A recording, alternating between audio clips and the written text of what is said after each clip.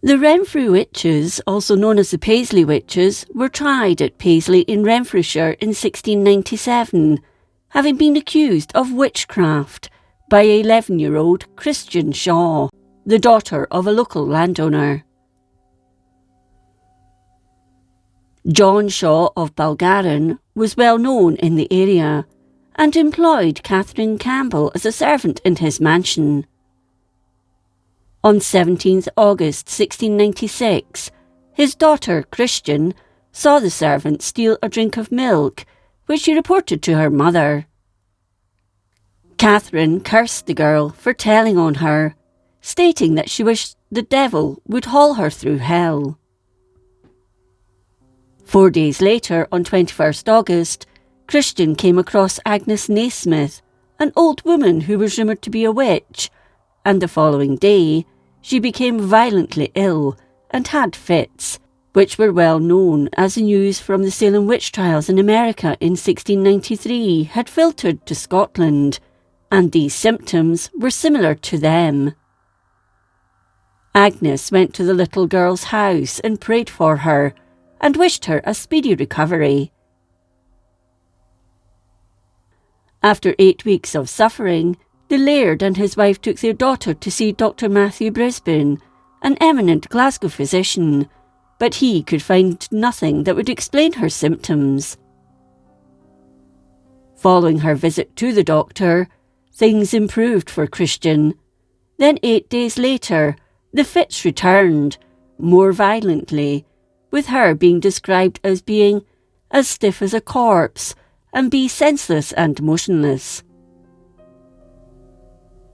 The Shaws once more took her to Dr. Brisbane in Glasgow, and by the time they arrived at his offices, Christian was pulling balls of hair from her mouth, which she claimed had been put there by those who'd cursed her.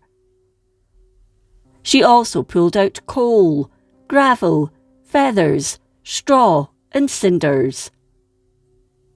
During her fits, it seemed that she was talking to Catherine Campbell, asking for her to return things to the way they'd been before between them. With the doctor having no idea what was causing the symptoms, and her parents at their wits' end, they called in the local parish minister, Thomas Blackwell, who concluded that she must have been possessed and was being tormented by witches. Weekly fast and prayer meetings were set up at Bargarin House, where her father called on the authorities to arrest the 2 women his daughter had named as tormenting her, Catherine Campbell and Agnes Naismith. Christian went on to name others, amounting to 35 people. On 5th February 1697, a hearing was opened under Alexander Stewart, 5th Lord Blantyre, following permission being granted by the Privy Council on 19th January to investigate granting Alexander Stewart, Lord Blantyre, Sir John Maxwell of Pollock, Sir John Shaw of Greenock, William Cunningham of Craigends, Alexander Porterfield of Fulwood, amongst others, along with Robert Semple, the Sheriff Depute of Renfrewshire, or any 5 of them, to interrogate and imprison persons suspected of witchcraft, and to examine witnesses, etc., but not upon oath, and to transmit their report before 10th of March, 1697. In the Presbytery records it states that on 24th March 1697, the Presbytery, considering the great rage of Satan in this corner of the land, and particularly the continued trouble of Bargarin's daughter, the Presbytery judges it very necessary to set apart a day of solemn humiliation and fasting, that we may humble ourselves under God's hand and wrestle with God in prayer, that he may restrain Satan's rage and relieve the poor afflicted damsel and her family from their present distress. A new warrant was issued by the Privy Council on 5th April to the Commissioners, but now included John Hamilton, Lord Hallcraig, John Kincaid of Corsbasket, advocate, and John Stuart the Younger of Blackhall, also an advocate, among others. In the end, 7 people appeared before the Second Commission. These were Catherine Campbell, Margaret Fulton, Margaret Lang, John Lindsay and James Lindsay, aged 11 and 14 respectively, John Reed and Agnes Naismith. They stood accused of murder and of tormenting people, including Christian Shaw. Defended by advocate James Robertson, he called on the prosecution to rule out the possibility that the events had happened naturally before a safe conviction could be passed. However, he had a strong adversary in the form of the Reverend James Hutchison, the minister of Killalen. He placed heavy weight on the accused of having what was called the witches' marks on their bodies, and cast doubt on the doctor's explanation, as Dr. Brisbane could find no cause. Having been told by the prosecutor that they would be accessory to all the blasphemies, apostasies, murders, tortures, etc., whereof those enemies of heaven and earth shall hereafter be guilty when they get out, the jury found all 7 guilty of not only witchcraft, but sorcery, necromancy, and charming.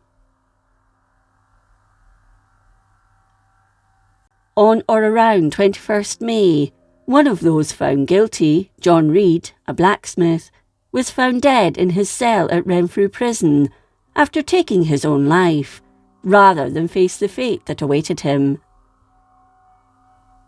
The remaining 6 were first strangled, then burned on the Gallows Green in Paisley on Thursday, 10th June. John and James Lindsay, who were brothers, were allowed to hold each other's hands as they were strangled. The day before their execution, the Reverend Mr. Simpson preached to the condemned in the toll booth, along with the Reverend Mr. Brown. Catherine Campbell, who struggled and screamed as she was led to the gallows, called down the wrath of God and the devil on her accusers before she met her end.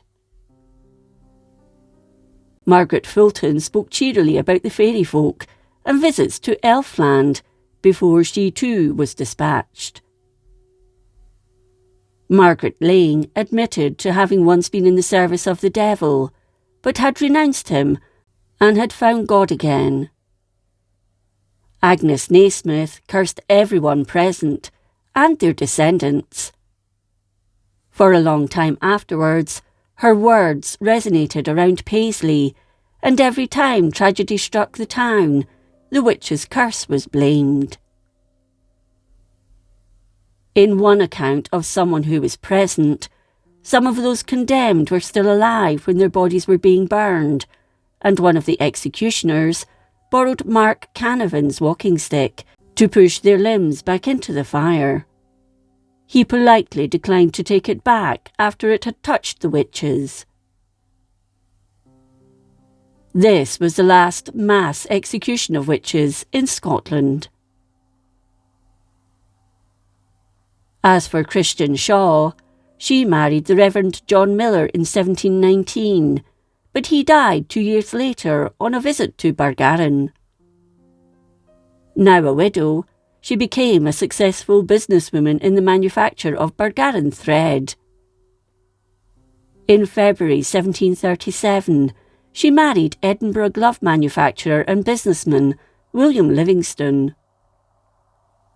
She died less than 7 months later on 8 September 1737 and was buried in Greyfriars Kirkyard in the city.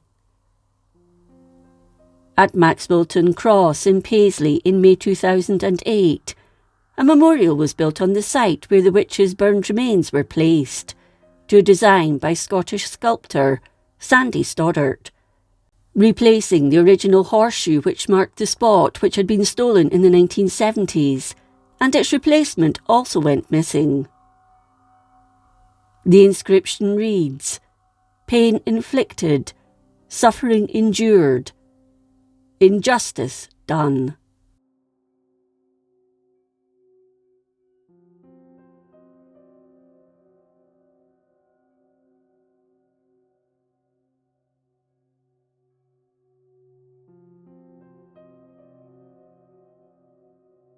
If you enjoyed this episode of Scotland's History, please like, comment and subscribe.